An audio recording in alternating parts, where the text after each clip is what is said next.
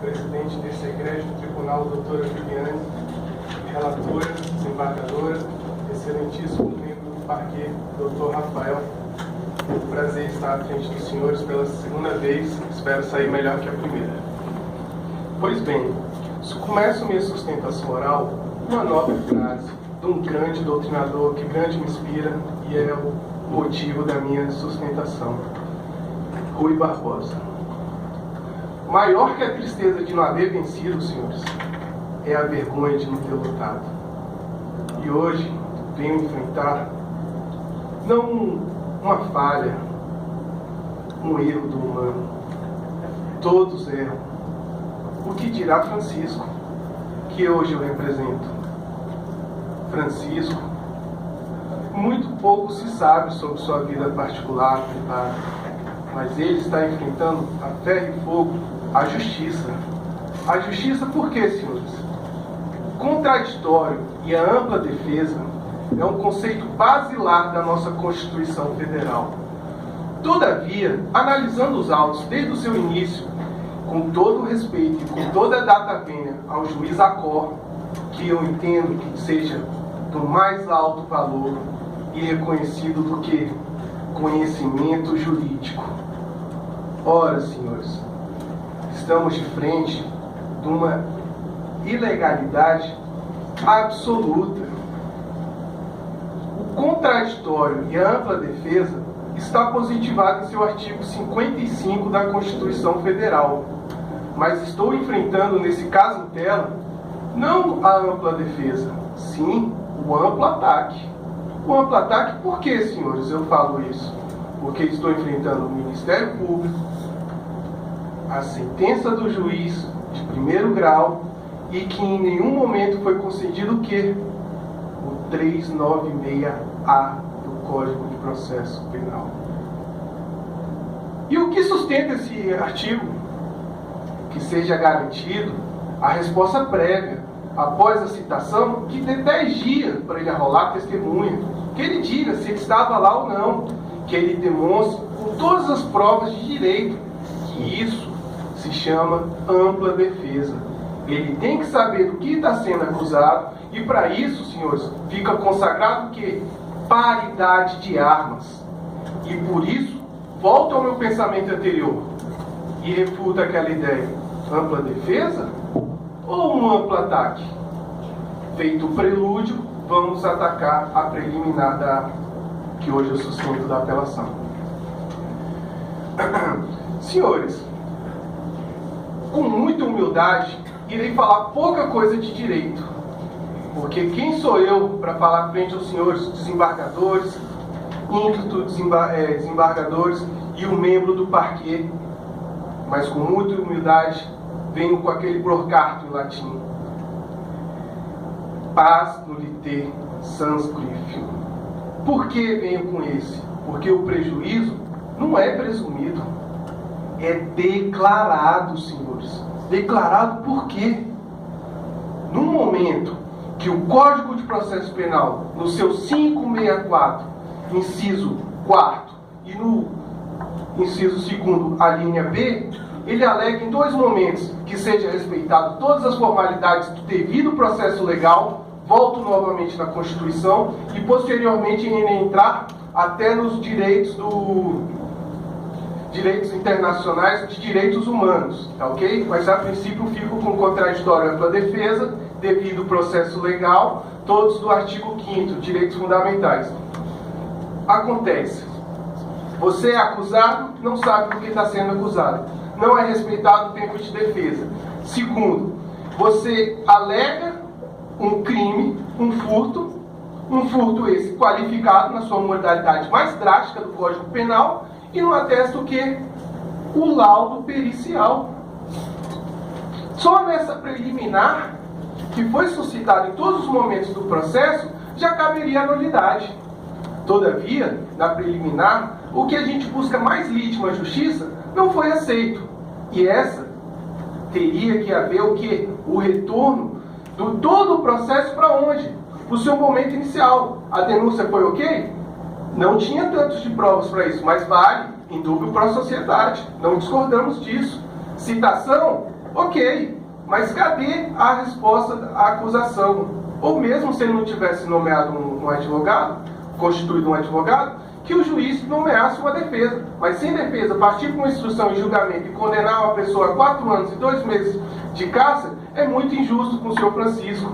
Se fosse um nome alemão, um sobrenome de Reichstein, eu duvido se ele teria esse tratamento da justiça.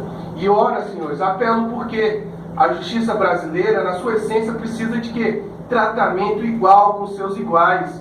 A lei é igual para todos. Artigo 5º. E se prezam-se no artigo 1º pela dignidade da pessoa humana, e um dos objetivos fundamentais da Constituição, no seu artigo 3º, qual é? Fico na dúvida se essa é uma sociedade justa, o qual o objetivo que foi traçado na Carta Magna de 88. Fechando a preliminar, partindo para o meu ataque da minha primeira tese de mérito, qual seria? Absolvição por falta de prova. Falta de prova porque foi respeitado o artigo 197 da Constituição, do Código de Processo Penal? Também acredito que não, porque o meu cliente confessou, se sentiu ameaçado, é uma pessoa sem escolaridade, se vê frente aos magistrados. Até eu, que estudo mais de 30 anos, fico inseguro de estar aqui na presença de Vossas Excelências. O que dirá Francisco? Se for valor que ele matou A e B e C, ele assumiria. Tamanho nervosismo de Francisco. Senhores, o Código de Processo Penal é enfadonho. Ele força. 197 não é juris et juris. É juris tantum. Tem que ter prova em contrário. Quem sabe se ele estava sendo ameaçado? Quem sabe se ele recebeu dinheiro para assumir essa situação? Deixo essa dúvida na cabeça dos senhores. Partindo para a minha segunda tese de ataque, senhores, de ataque, porque aqui não vai ser amplo ataque, não, é ampla defesa. Essa casa respeita a nossa Constituição, e eu tenho certeza disso. O afastamento das 2 qualificadoras. Primeiro, concurso de pessoas. Artigo 155, inciso 4 do Código de Processo Penal. Senhores, foi falado, foi dito, um achismo doido, eu nunca vi isso num processo tão sério como a gente tem na justiça brasileira, que havia uma outra pessoa. Havia? Cadê a gravação?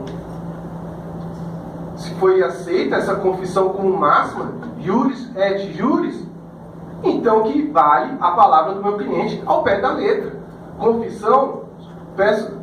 Tenho em mente, não preciso nem ler, tenho em mente. Furtei, sozinho e sem arrombar nada, a porta estava aberta.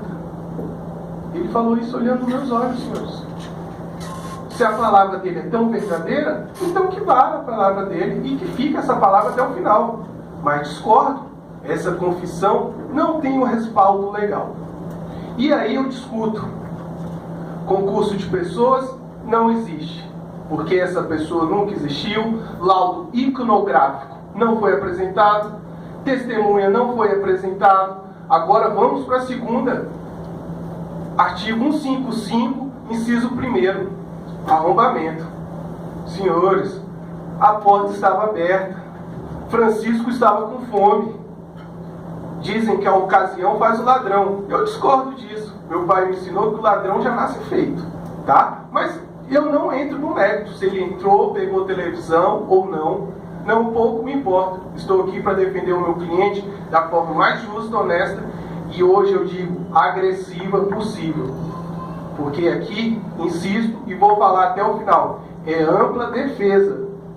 Na dúvida, é indúbio pro réu.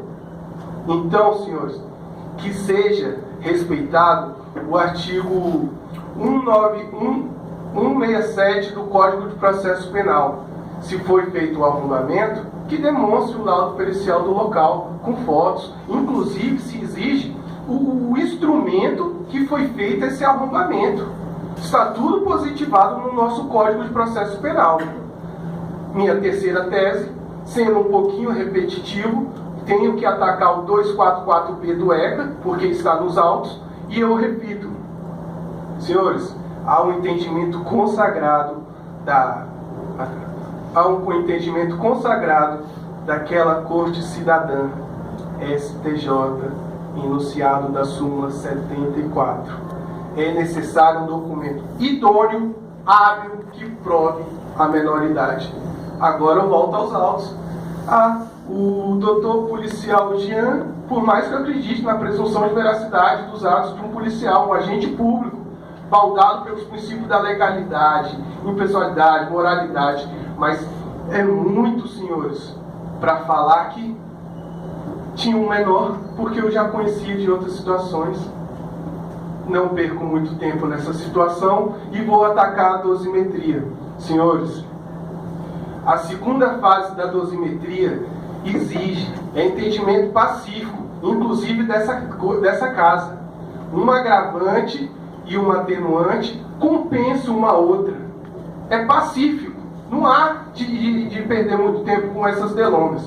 E por último, senhores, passo para os pedidos finais dessa situação. Que seja aceita a minha preliminar e que volte para o juiz ACO no momento da citação para que seja ofertada a sua defesa prévia. Segundo, que a absolvição do meu cliente pelo que? Falta de prova, porque uma confissão não é válida para cercear a liberdade de uma pessoa. Terceiro, que seja desclassificado essas qualificadoras do 155, inciso 1º, inciso 4º, para o caput 155.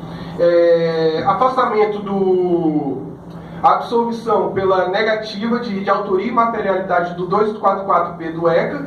E por último, a fixação da pena inicial na questão da dosimetria no mínimo legal do caput, e que ele respeita todos os requisitos do 33, e que ele tem o quê? A pena convertiva de restritiva de liberdade para restritiva de direitos. Muito obrigado pela atenção de todos. Tenham uma boa tarde. Obrigada, parabéns pela apresentação. Vou pedir que você aguarde enquanto eu passo a palavra aos desembargadores. Como vota o desembargador Rudolf? Boa tarde. Bem. Bom, quanto aos critérios de avaliação oral, a linguagem 100, a apresentação 100, consistência jurídica 100, força persuasiva 100 e a avaliação global 100. Quanto aos critérios de avaliação escrita, material 60 e formal 40. Muito obrigado, doutor. Como vota a desembargadora Kelly? Com relação aos critérios de avaliação oral, a linguagem 100, a apresentação 100, a consistência jurídica 95, a força persuasiva 100, a avaliação global 100, 100 débitos por excesso de leitura, quanto ao critério material 60 e formal 40. Como vota a desembargadora Ana Érica? Quanto aos critérios de avaliação oral, linguagem 100, apresentação 100, consistência jurídica 100, força persuasiva 100, avaliação global 100, débito por excesso de leitura 0. Quanto aos critérios de avaliação escrita, material 60, formal 40. Muito obrigado, doutor. Como vota a desembargadora Adélia? Boa tarde, Gustavo. Boa tarde, doutora. Quanto aos critérios de avaliação oral, linguagem 100, apresentação 100, consistência jurídica 100, força persuasiva 100, avaliação global 100, 100 débitos por excesso de leitura. Quanto aos critérios relativos da avaliação escrita, material 60 e formal 40. Muito obrigado. Como vota a desembargadora Caroline? Aos critérios de avaliação oral, todos os itens à nota máxima 100 débitos por excesso de leitura. Quanto aos critérios de avaliação escrita, material 60 e formal 40. Muito Obrigada, Gustavo. obrigado.